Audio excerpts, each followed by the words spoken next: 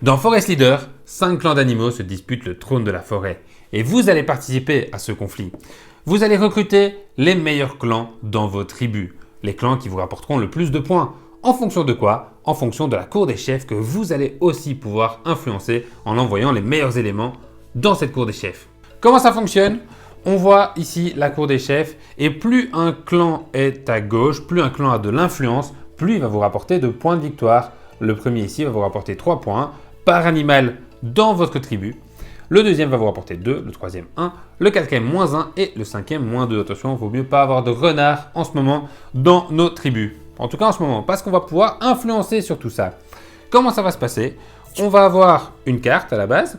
On va pouvoir prendre soit les 3 cartes de la défausse, soit 3 cartes au hasard. Je vais prendre 3 cartes au hasard.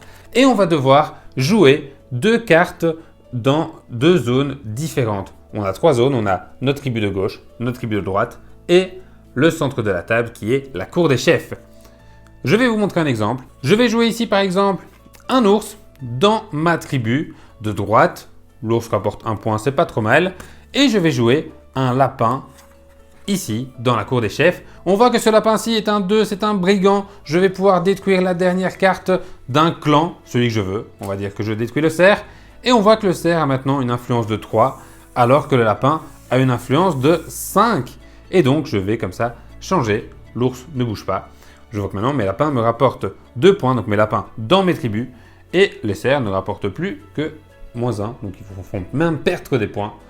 Ils ne vous en rapportent plus. Dernière action, je défausse donc une carte de ma main dans la rivière.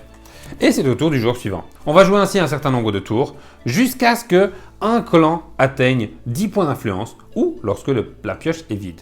Vous allez donc pouvoir influer sur la fin de la partie.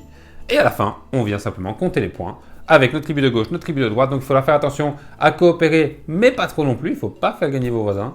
Et celui qui a le plus de points de victoire remporte la partie.